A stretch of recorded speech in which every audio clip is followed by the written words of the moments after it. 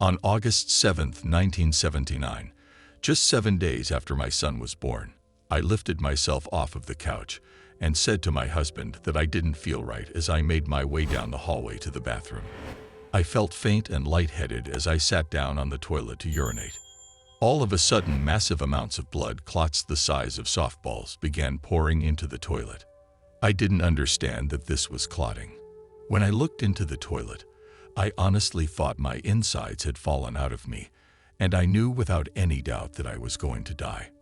I was so frightened by that knowledge that I immediately closed my eyes and let go. With my eyes closed, I heard a huge rushing noise and felt myself being propelled by a force outside of myself. That was when I opened my eyes and found myself standing upright and traveling through a dark tunnel-like vehicle. I knew I was dead, and yet I wasn't concerned about that. I sensed that there was a long line of others in front of and behind me. I couldn't tell you what they looked like other than they seemed to be made of light, but I knew I wasn't alone. When I looked out toward the sky, I could see the stars as we raced by. I was also keenly aware that there was someone standing directly behind me and a little to my right.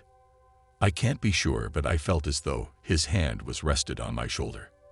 I felt that this person was there just for me. Suddenly, I saw a pinpoint of very white light somewhere in the distance.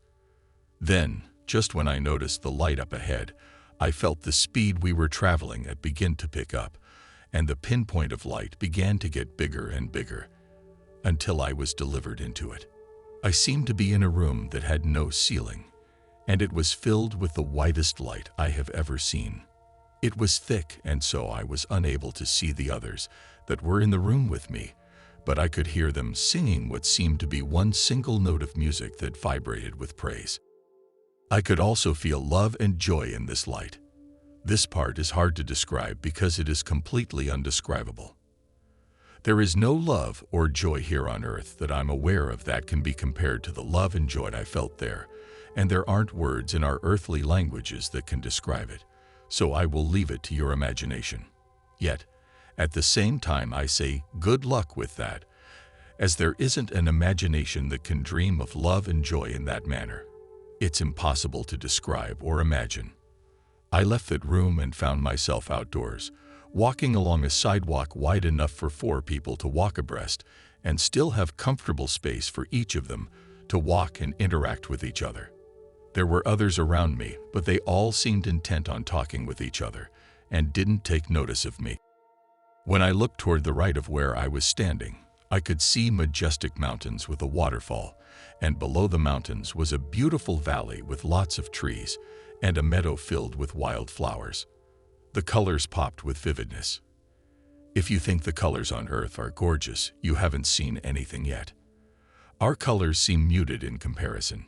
As I continued to walk along on the sidewalk, I was suddenly aware of a gated garden to the left of the meadow. It was filled with fruit trees and flowering bushes. The gate had an arch over it that was covered in a flowering vine. I left the sidewalk, walked straight to the garden gate, and reached to unlatch it. Up until that moment, I hadn't noticed that I still had a physical body until I saw my hand reach to unlatch the gate. Before I could unlatch the gate, however, I heard someone summon me back onto the sidewalk. When I looked at him, I knew without a shadow of a doubt that I was in the presence of Yashua. He wore a long white robe and sandals. He was very handsome with long dark hair and a short, well-maintained beard. He was also very strong-looking. People have asked me, how do you know it was him? I can only tell you that when you are in the presence of the Lord, you have no doubt as to who he is. We walked for a moment when he motioned for me to sit down on a stone bench that was in front of the building that I'd just come out of. In front of us was the garden, and to the right of us was the valley with the meadow. And in the distance, I could see the mountains. Over my right shoulder and behind the bench was another building. The sidewalk we'd been walking on led to that building. The sheer joy of sitting there on the stone bench, in the light, with my Savior, was overwhelming. I felt as though I'd come home. It was here that he told me that I still had work to do and I couldn't stay there. I needed to go back. I pleaded with him to let me stay. He reminded me of my children and how much they needed me. My daughter was 2.5 years old and my son was only 7 days old. Still, I begged and pleaded to be allowed to stay. It was then that I heard my name being called, but I heard it like a whisper in my ear.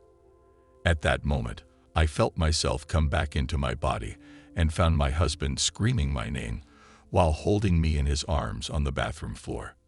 Later, he told me that when he found me, I was as white as a sheet, covered in blood, and in the death convulsion. His scream of my name on earth is what I heard as a whisper in my ear, and it brought me back to earth. Never let it be said that God doesn't hear our prayers. I'm living testimony that our voices can and are heard in heaven. I was rushed to the hospital that night and received a shot to stop the hemorrhaging.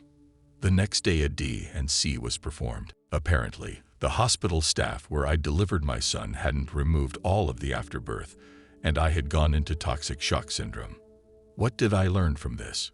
I can tell you that my life has never been the same. I have had a hunger and thirst to understand what exactly had happened to me and why me. I don't question that anymore. Instead, I savor the very real memory, and after 38 years of searching the scriptures for the knowledge of the truth, I've come to understand what Yashua shared with me.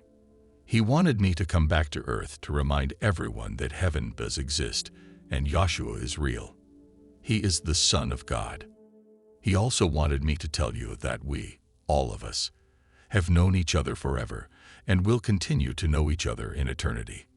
It's vitally important that we change our attitude and demeanor toward those whom we deem to be strangers and begin treating everyone as though we know them and care about them, as though they are family.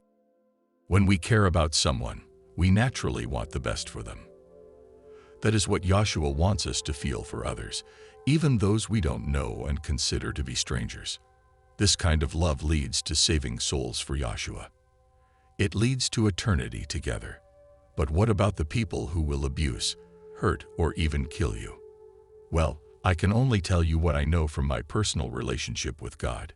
He has given me several gifts, but among them, He has given me the gifts of discernment and faith, and He expects me to use them. He has also promised me that not one hair on my head will be harmed by the enemies of God. I say, if God is with you, who can be against you? Wow! Such an insightful near-death experience with such a wonderful message at the end. Have you ever experienced an NDE that you would like to hear read on this channel? If so, simply email your own experience to the email address listed in the description above along with a brief statement giving me permission to use it.